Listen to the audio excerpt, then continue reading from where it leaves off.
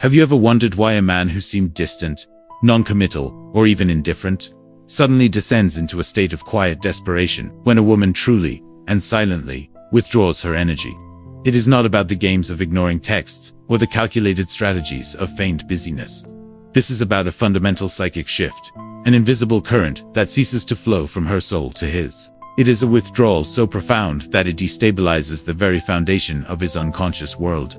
For most of a man's life, especially in his interactions with the feminine, he is not relating to the woman herself, but to a projection of his own inner feminine soul, what Carl Jung called the Anima. She is the undiscovered country within him, the source of his creativity, his emotional depth, and his connection to life itself. Because most men are not taught to cultivate this inner relationship, they outsource it. They find a woman who can carry this projection for them. You become the vessel for his unlived emotional life. Your energy, your attention, your validation, your emotional labor, your very presence becomes the ecosystem in which his anima can breathe. He may not be aware of it. In fact, his ego will almost certainly deny it. He will call it attraction, chemistry, or comfort. But on a soul level, an unconscious contract has been signed. You will feel for him. You will connect him to his own depths. You will be the mirror in which he sees the most vibrant and mysterious part of himself. He lives on this borrowed light, this externalized soul life, and for a time, it works. He feels more alive, more whole, more real in your presence. He mistakes the source of this feeling, believing it is you, when in reality, it is the reflection of his own soul that you so generously hold up for him. Then, one day, something changes. It is not born of anger or a desire for revenge. It is born of exhaustion, of self-betrayal, of a deep soul-level calling to return to oneself. The woman realizes she has been pouring the sacred waters of her life force into a vessel that will never be full. She has been animating a man at the cost of her own vitality. And so, she withdraws, not her body, not necessarily her words, but her energy. The light in her eyes that once sought his validation now shines inward. The emotional current that once flowed towards him, seeking to understand, to fix, to heal, is redirected back to its source, herself. She ceases to be the mirror. She becomes a self-contained universe. This is the moment the panic begins.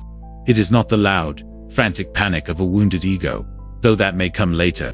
It is a cold, silent, existential dread that seeps into the cracks of his being. The psychic tether has been cut. The ecosystem has collapsed. Suddenly, the world, which once seemed vibrant and full of meaning when reflected through her, becomes a gray, two-dimensional landscape. He is left alone in the echo chamber of his own psyche, and for the first time, he hears the deafening silence of his neglected soul. The withdrawal of her energy is not an absence of attention. It is the foreclosure of a world. He feels a phantom limb, a part of himself he didn't know he could lose, because he never realized it wasn't his to begin with. The panic is the soul's primal scream, upon realizing it has been abandoned not by her, but by him. He is facing the terrifying abyss of his own inner emptiness, an emptiness she had so beautifully and tragically filled. He looks at her, the same woman, but he can no longer find his reflection in her eyes. She is no longer his map to himself. And in that moment, he is utterly and completely lost. His ego, the fortress he has built to protect him from the terrifying wilderness of his own feelings, immediately scrambles for an explanation. It cannot comprehend a power that is not active, a statement that is not spoken. It searches for a reason, a transgression, a problem to be solved. What did I do wrong?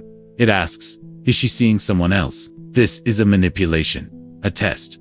His conscious mind flails, trying to fit this silent, powerful shift into the familiar categories of conflict and resolution. He may try to provoke you, to draw you back into the old dynamic. He might send a text designed to elicit a reaction, anger, jealousy, pity, anything. Because for his starving unconscious, any energy is better than no energy. A negative connection is still a connection. It is the psychic equivalent of an addict willing to burn down a house just to feel the warmth of the flame. But his soul knows the truth. Beneath the frantic machinations of the ego, a deeper terror is unfolding. The panic he feels is the terror of the void. For years, perhaps his entire adult life, he has skillfully avoided the most important and most frightening journey any man can take, the journey inward. He has stood at the edge of his own inner world, sensed its chaos, its shadows, its raw, untamed power, and he has retreated. He found it easier to find a woman to be his guide, his interpreter, his container for all that he feared in himself. Her emotional depth was a substitute for his own. Her intuition was a crutch for his neglected inner voice. Her vitality was the fuel for his existence. She was not just a partner. She was a function. She was the one doing the dangerous work of feeling, and he was the beneficiary. When you withdraw that energy, you are not just taking away your attention. You are dismantling the psychic architecture of his entire reality. The dam he built against his own unconscious has been breached. Not by a flood, but by the simple removal of the keystone your presence. Now, his own repressed contents begin to seep through. The sadness he never processed. The insecurities he masked with bravado. The rage he buried under a veneer of cool detachment, all begins to surface. But he has no language for it. No tools to manage it. He looks at these feelings as alien invaders, not as orphaned children of his own psyche, coming home. The panic intensifies because he is being haunted, not by your absence, but by the presence of his own disowned self. The woman who carries a man's anima projection is performing a constant, silent exorcism, keeping his own demons at bay.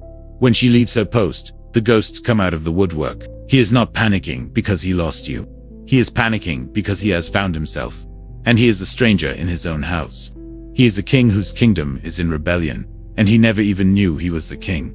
The silence she offers him is not empty. It is filled with the cacophony of his own unlived life demanding to be heard. His ego, the fortress he has built to protect him from the terrifying wilderness of his own feelings, immediately scrambles for an explanation. It cannot comprehend a power that is not active, a statement that is not spoken. It searches for a reason, a transgression, a problem to be solved. What did I do wrong? It asks. Is she seeing someone else? This is a manipulation, a test. His conscious mind flails, trying to fit this silent, powerful shift into the familiar categories of conflict and resolution. He may try to provoke you, to draw you back into the old dynamic. He might send a text designed to elicit a reaction: anger, jealousy, pity, anything. Because for his starving unconscious, any energy is better than no energy. A negative connection is still a connection. It is the psychic equivalent of an addict willing to burn down a house just to feel the warmth of the flame. But his soul knows the truth. Beneath the frantic machinations of the ego, a deeper terror is unfolding. The panic he feels is the terror of the void. For years, perhaps his entire adult life, he has skillfully avoided the most important and most frightening journey any man can take, the journey inward. He has stood at the edge of his own inner world, sensed its chaos, its shadows, its raw, untamed power, and he has retreated. He found it easier to find a woman to be his guide, his interpreter, his container for all that he feared in himself. Her emotional depth was a substitute for his own. Her intuition was a crutch for his neglected inner voice. Her vitality was the fuel for his existence. She was not just a partner. She was a function. She was the one doing the dangerous work of feeling, and he was the beneficiary. When you withdraw that energy, you are not just taking away your attention. You are dismantling the psychic architecture of his entire reality. The dam he built against his own unconscious has been breached, not by a flood, but by the simple removal of the keystone your presence. Now, his own repressed contents begin to seep through. The sadness he never processed, the insecurities he masked with bravado, the rage he buried under a veneer of cool detachment, it all begins to surface. But he has no language for it, no tools to manage it. He looks at these feelings as alien invaders, not as orphaned children of his own psyche coming home. The panic intensifies because he is being haunted, not by your absence, but by the presence of his own disowned self. The woman who carries a man's anima projection is performing a constant, silent exorcism, keeping his own demons at bay. When she leaves her post, the ghosts come out of the woodwork. He is not panicking because he lost you. He is panicking because he has found himself. And he is a stranger in his own house. He is a king whose kingdom is in rebellion, and he never even knew he was the king. The silence she offers him is not empty. It is filled with the cacophony of his own unlived life demanding to be heard. The panic, left to fester in the vacuum of her absence, now curdles into something else, rage. But it is a confused, impotent rage. He cannot fight a ghost. He cannot argue with silence.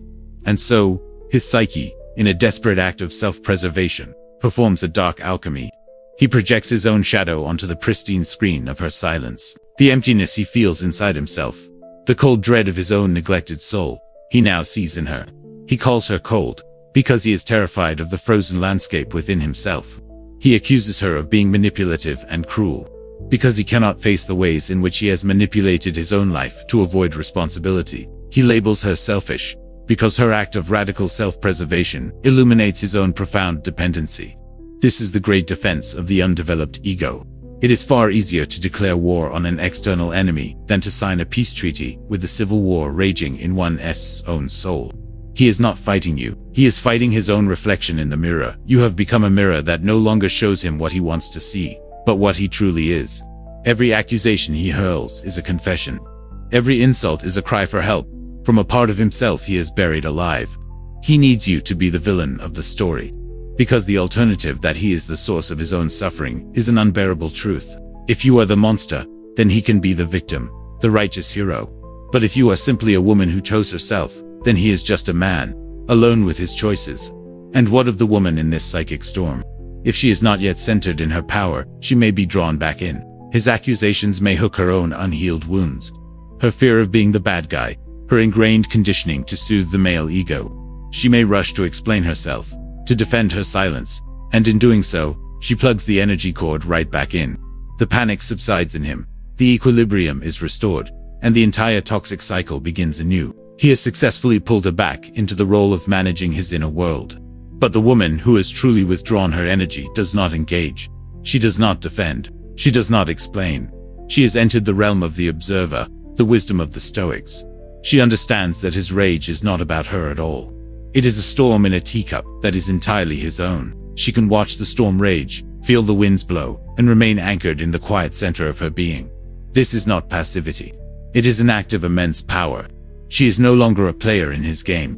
She is the chessboard itself, silent, whole, and unmoved by the frantic pieces sliding across her surface. She is engaged in the sacred act of soul retrieval, gathering the scattered pieces of herself that she had loaned out to him and to others.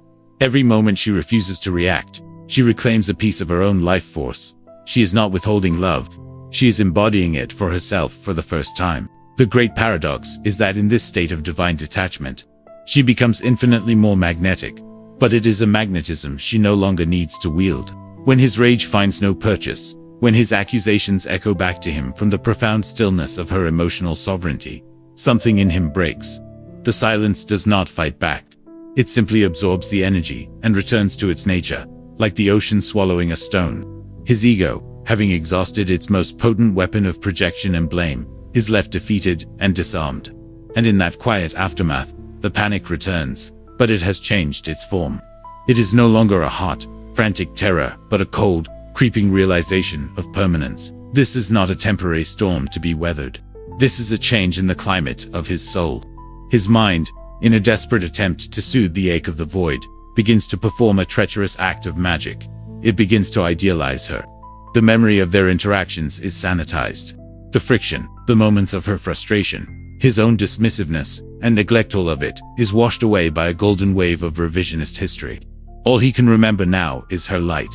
He remembers the way she listened, the way her presence filled a room, the way he felt seen, alive, and whole when he was with her. He edits out the crucial fact that this feeling was generated by her emotional labor, by her energy, which he consumed without replenishing. He falls in love not with her, but with his memory of her, which is to say, he falls in love with the most beautiful and poignant version of his own soul, now lost to him. You will sense this shift. The angry, prodding energy at the edge of your awareness will soften into a mournful, nostalgic pull. A text may arrive late at night. I was just thinking about that time, or I heard a song that reminded me of you. These are not attacks. They are lures. They are shrouded in the soft gauze of sentimentality, designed to appeal to your empathy, your shared history, your own capacity for nostalgic love. This is perhaps the most dangerous stage of all. While his anger was easy to identify as a violation, his sadness feels like an invitation to reconnect, to soothe, to once again play the role of the sacred feminine who can heal his wounded heart. But a woman on the path of individuation must learn to see with new eyes. She must understand that this nostalgia is a more refined, more insidious form of panic. He is not missing her. He is missing the feeling he had when he had access to her energy. He is a man dying of thirst who remembers a beautiful well, but he has no interest in the well itself, only in the water it provides. The man who truly misses you, the sovereign being you are becoming, will understand why you had to withdraw. He will be engaged in his own difficult work of digging his own well. His communication, if it comes at all, will be marked by respect for your distance, by an acknowledgement of his own part in the dynamic. The man who misses the function you served will only talk about how good he felt. His nostalgia is a self-referential loop. To respond to this nostalgic plea is to agree to become a ghost, to haunt the ruins of a relationship that was built on a foundation of his needs, not on the bedrock of two whole souls meeting. Should the woman remain steadfast in her quiet self-containment, resisting both the barbs of his anger and the siren song of his nostalgia, the man is finally, and perhaps for the first time in his life, left with only one option: to turn inward. The panic has nowhere else to go. It can no longer be projected outward as rage, nor can it be soothed by the balm of a shared past. It collapses inward, forcing him to the terrifying precipice of his own being. This is the dark night of the soul he has spent a lifetime avoiding. All the external distractions, work, hobbies, other women suddenly feel like hollow echoes. The silence she has gifted him becomes a sacred, terrifying chamber where he is forced to meet the parts of himself he has abandoned.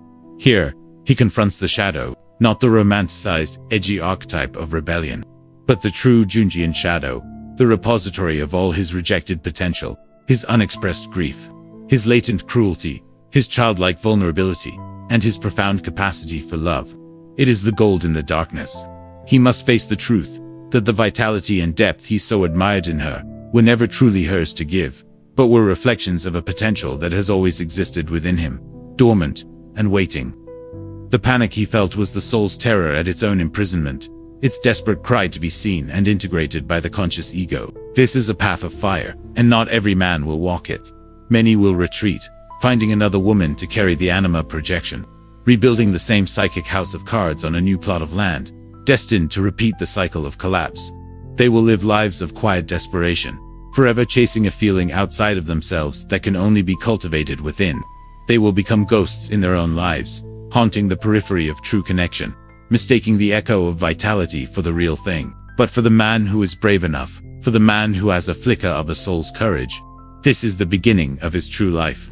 The withdrawal of the woman's energy becomes the single most significant spiritual event of his existence. It is the harsh mercy, the cruel grace that shatters the illusions of his ego and forces him to begin the arduous process of what Jung called individuation. He must learn to generate his own emotional warmth. He must learn to listen to the whispers of his own intuition. He must learn to find meaning, not in being validated, but in being authentic. He has to dig his own well. And as he does, the panic slowly, painstakingly, transforms into presence. He learns to sit with the discomfort of his own solitude, to find companionship in his own depths. He stops seeing women as functions as mirrors, mothers, muses, and begins to see them as sovereign beings, each with their own inner universe. The desperate need to possess is replaced by a quiet capacity for reverence. He finally understands that the most profound connection is not one of dependency, but of two wholes meeting in mutual respect. The panic was the death rattle of his boyhood. The silence that follows is the birth of the man. And what becomes of the woman who initiated this psychic earthquake? Not through action, but through a profound inaction. She undergoes a transformation that is just as radical, just as liberating. In reclaiming her energy, she reclaims her life. The world, which may have once seemed a dull reflection of his moods and needs, now explodes in vibrant, technicolor detail. She realizes the staggering amount of life force she was dedicating to maintaining a connection that was fundamentally imbalanced. It was a full-time job with no salary and devastating emotional overhead. Now, freed from that psychic labor, she has a surplus of energy. This energy is not frantic or scattered. It is calm, centered, and potent. She can now pour it into her own garden, her passions, her creativity, her friendships, her spiritual growth. She is no longer looking for a man to complete her, because she is actively engaged in the process of becoming whole within herself. This is the true meaning of the sacred feminine, not as a role to be played for a man, but as a force to be embodied for oneself. She cultivates an inner landscape so rich and beautiful that her own company becomes a source of profound pleasure. The silence she once weaponized or feared now becomes her sanctuary. In that silence, she hears not the echo of loneliness, but the clear, unwavering voice of her own soul. This newfound sovereignty changes her magnetism entirely. Before, her attractiveness may have been rooted in her eagerness to please, her ability to adapt, her willingness to be the emotional caretaker. It was a magnetism born of need, and it attracted men who needed to be needed. Now, her magnetism is that of a self-contained star. It is the pull of gravity, effortless and undeniable. It is the allure of a woman who does not require external validation because she generates her own light. She is not seeking a reflection in a man's eyes.